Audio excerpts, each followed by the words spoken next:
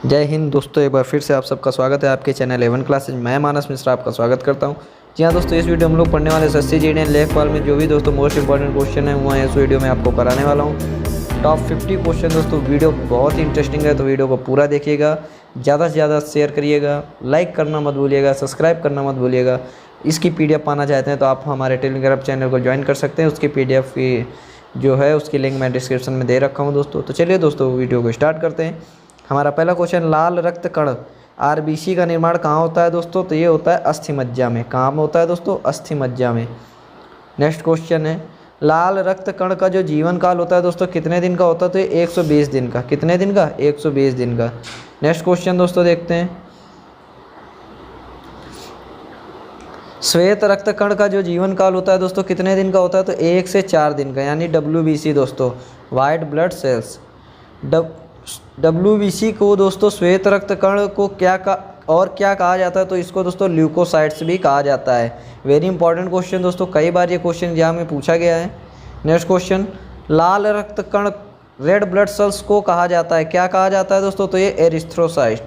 क्या कहा जाता है? एरिथ्रोसाइट। शरीर का ताप नियंत्रक होता है दोस्तों, तो ये होता है हाइपोथैलेमस ग्रंथि। और दोस्तों जो हाइपोथैलेमस ग्रंथि होती है वो कहाँ पर होती है? तो मैं आपको जूम करके दिखा दे रहा हूँ। ठीक है दोस्तों, तो जो हाइपोथैलेमस ग्रंथि होती है दोस्तों ये होती है यहाँ पर। ठीक है, यहीं से दोस्तों जो हमारा ताप होता है वो नियंत्रित होता है। जी हाँ दोस्तों, इसी के द्वारा जो सूचना प्राप्त होती है और यहीं से हमारा ताप जो होता है दोस्तों कंट्रोल होता है। तो शरीर का ताप नियंत्रक कहाँ होता है? तो ये दोस्तों होता है हाइपोथैलेमस ग्रंथि में। नेक्स्ट क्वेश्चन है, मनुष्य को सर्वदाता रक्त समूह क्या है? तो ये दोस्तों O, यानी कि जो वर्ग O है दोस्तों इसको सर्वदाता कहा जाता है, क्योंकि ये सभी को दोस्तों क्या कर सकता है? ब्लड दे सकता है, लेकिन ले सिर्फ किससे सकता है? O वाले से ही ले सकता है। नेक्स्ट है, मनुष्य की सर्वग्राही रक्त समूह को क्या कहते हैं? तो ये AB दोस्तों। क्या कहते हैं? AB। नेक्स्ट क्वेश्चन है, रक्तचाप मापने के यंत्र को क्या कहा जाता है दोस्तों? तो ये कहा जाता है स्फेग्नोमैनोमीटर। ये दोस्तों आप लोग देख रहे हैं यहाँ पर, मैं आपको जूम करके दिखा देता हूँ दोस्तों। तो ये होता क्या है, तो आप लोग गए होंगे जब मेडिकल हॉस्पिटल वगैरह, तो वहाँ देखा होगा कि जो मरीजों का जो दोस्तों ब्लड प्रेशर होता है तो इस मशीन के द्वारा मापते हैं। इसको क्या बोलते हैं? स्फेग्नोमैनोमीटर। ठीक है, तो नेक्स्ट है, अगला देखते हैं क्वेश्चन, ब्लड बैंक किसको कहा जाता है दोस्तों? प्लीहा को। और प्लीहा क्या होता है? स्प्लीन।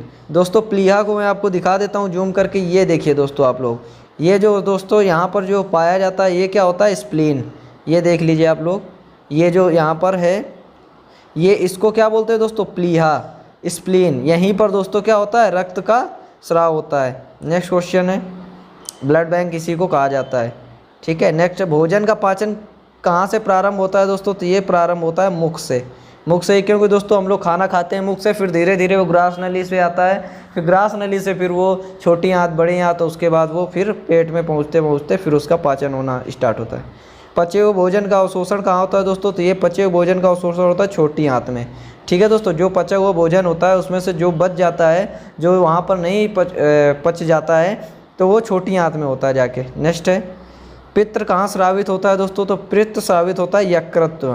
कहाँ? यकृत में। अब दोस्तों यकृत होता क्या है? यकृत क्या होता है दोस्तों? तो लीवर। ये देखिए मैं आपको दिखा देता हूँ, ये दोस्तों देख लीजिए, ये हमारा होता है लीवर। यहीं पर दोस्तों पित्त रस बनता है हमारा। ये दोस्तों हमारे लंग्स होते हैं, ये हमारी गॉल ब्लैंडर होती है, और ये दोस्तों हमारा पेट होता है। ये जो हिस्सा है दोस्तों ये हमारा पेट होता है, स्टोमच। ये लार्ज इंटेस्टाइन, ये हमारी दोस्तों होती है बड़ी आंत, और दोस्तों ये हमारी होती है छोटी आंत। ठीक है दोस्तों, जब भोजन ग्रास नली से आता है तो सबसे पहले कहाँ पर आता है? बड़ी आंत में, फिर वहाँ से कहाँ जाता है दोस्तों? तो छोटी आंत में जाता है। ठीक है, नेक्स्ट क्वेश्चन देखते हैं। भाई, विटामिन ए कहाँ संचित होता है दोस्तों? तो ये यकृत में। और यकृत आपको पता ही है दोस्तों कहाँ होता है? शरीर की सबसे बड़ी ग्रंथि क्या होती है दोस्तों? यकृत, यानी लीवर। नेक्स्ट है, शरीर की सबसे छोटी ग्रंथि क्या होती है दोस्तों? पिट्यूरी। कहाँ पर होती है दोस्तों? तो ये कान में। ये मैं आपको इसको अभी जूम करके दिखा देता हूँ तो आप समझ जाएंगे। ये देखिए दोस्तों, ये जो होती है हमारे शरीर की सबसे छोटी ग्रंथि कहाँ पर होती है?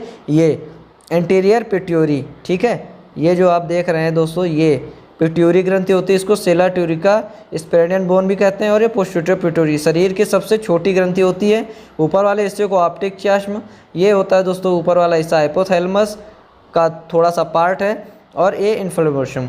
ठीक है, तो नेक्स्ट क्वेश्चन देखते हैं दोस्तों। तो ये शरीर की सबसे छोटी ग्रंथि होती है, पिट्यूरी। नेक्स्ट है, मनुष्य में पसलियों की संख्या कितनी होती है? तो मनुष्य में दोस्तों पसलियों की संख्या होती है 12 जोड़ी। कितनी होती है भाई? 12 जोड़ी। शरीर में हड्डियों की कुल संख्या कितनी होती है? तो 206 होती है। नेक्स्ट है, शरीर में मांसपेशियों की कुल संख्या कितनी होती है? तो ये 639 होती है दोस्तों।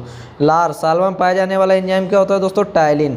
जब भी दोस्तों हम लोग खाना वगैरह खाते हैं या फिर सुबह आप देखें होंगे सो के जग के उठते हैं तो एक शरीर में हमारे जो मुंह में एक लार बनने लगती है, जिसको हम लोग क्या बोलते हैं? टाइलिन, जो हमारे भोजन को पचाने में काफ़ी ज़्यादा मदद करती है। क्योंकि जब हम भोजन करते हैं या भोजन खाते हैं तो लार उसमें क्या होती है? मिक्स होकर गले से नीचे उसको क्या करती है? खिसकाने में मदद करती है। नेक्स्ट है, लिंग निर्धारण कहाँ से होता है? तो ये पुरुष क्रोमोसोम से होता है दोस्तों। मनुष्य का हृदय कैसा होता है? तो ये 4 कोष्ठी होता है। मैं आपको दिखा देता हूँ जूम करके। जी हाँ दोस्तों, देख लीजिए। तो मनुष्य का जो हृदय होता है 4 कोष्ठी होता है। ये आप देख सकते हैं 1 2 3 4। जी हाँ दोस्तों, सिरा दायां निलय बायां निलय, ठीक है। फुफ्फुस धमनी है, ये फुफ्फुस सिरा है हमारा, ठीक है। ऊपर वाला जो हिस्सा दोस्तों ये हमारा फेफड़ों की है और ये महाधमनी होती है दोस्तों। ये जो लाइन गई है ये वाली, ये महाधमनी, और ये फेफड़ों, ये फुफ्फुस सिरा हो गया दोस्तों। ये यहाँ पर वाल्व लगे होते हैं जो पंप करते हैं ऊपर नीचे, ठीक है। मनुष्य का हृदय, और ये दोस्तों सिरा होती है, ये दायां निलय होता है, ये हमारा बायां निलय होता है। ये देख लीजिए दोस्तों, ये वाला जो हिस्सा हमारा दायां निलय, ये वाला जो हिस्सा दोस्तों बायां निलय। ये होती है पेशी भित्ति, ये होता है हृदय आवरण, और ये होती है दोस्तों हमारी महाधमनी, और ये दोस्तों फेफड़ों में फुफ्फुस सिरा। ये दोस्तों दायां अलिंद होता है हमारा, ये वाला जो हिस्सा होता है ये बायां निलय होता है। नेक्स्ट देखते हैं दोस्तों, शरीर में गुणसूत्रों की संख्या पाई जाती है कितनी दोस्तों? तो 46। शरीर में गुणसूत्रों की संख्या 46 होती है। शरीर का सबसे बड़ा अंग क्या होता है दोस्तों? तो ये त्वचा होता है। शरीर का सबसे बड़ा अंग क्या होता है? त्वचा। शरीर की सबसे बड़ी कोशिका क्या होती है दोस्तों? तो ये होती है तंत्रिका तंत्र। शरीर में अमीनो अम्ल की संख्या कितनी है दोस्तों? तो ये होती है 22 यानी कि 22। नेक्स्ट है, शरीर में प्रतिदिन मूत्र कितना बनता है? तो ये बनता है दोस्तों 1.5 लीटर।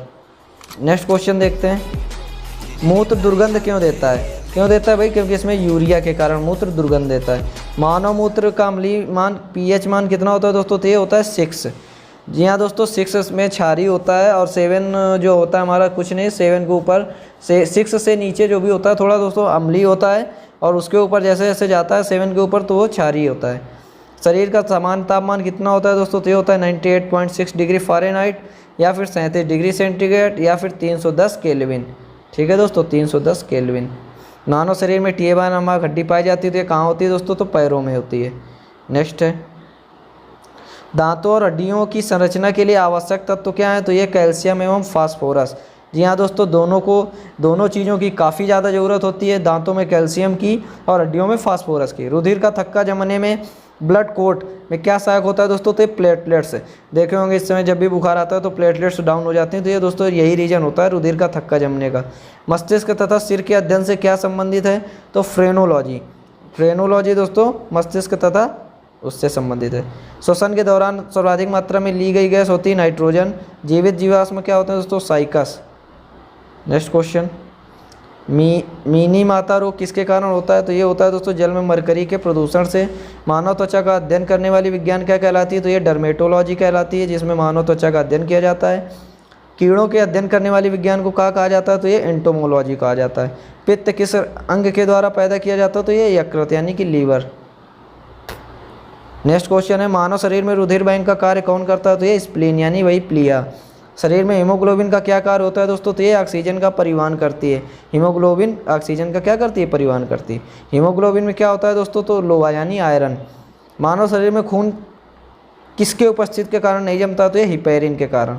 हिपेरिन दोस्तों पाया जाता है, जिसकी वजह से रक्त का थक्का या खून नहीं जमता है हमारा। रुधिर के प्लाज्मा में किसके द्वारा एंटीबॉडी निर्मित होती है? तो ये लिम्फोसाइट के द्वारा। लाल रक्त के प्लिया को। नेक्स्ट क्वेश्चन, क्रेब्स चक्र में किसका विश्लेषण होता है? ये पायरुविक अम्ल का होता है। किसका होता है? पायरुविक अम्ल का। मानव शरीर में यूरिया का निर्माण कहाँ होता है? तो ये यकृत में होता है। रक्त की अशुद्धियाँ किस अंग में जाकर क्षमती हैं दोस्तों? तो ये वृक्क में। आपने अभी हृदय का फिगर देखा है, उसमें दोस्तों सभी कुछ बना हुआ है। श्वसन की क्रिया कहाँ संपन्न होती है? तो ये माइटोकॉन्ड्रिया में। कहाँ होती है? माइटोकॉन्ड्रिया में। जी हाँ दोस्तों, अभी तक आपने हमारे चैनल को सब्सक्राइब नहीं किया तो सब्सक्राइब कर लीजिए। ये देख लीजिए दोस्तों, वृक्क जो होता है हमारा, ठीक है, हृदय, वाल, नया नीले पेशी, मनुष्य के हृदय का दोस्तों फिगर है। तो चलिए दोस्तों मिलेंगे अपने नेक्स्ट वीडियो में, तब तक के लिए जय हिंद, जय भारत, धन्यवाद।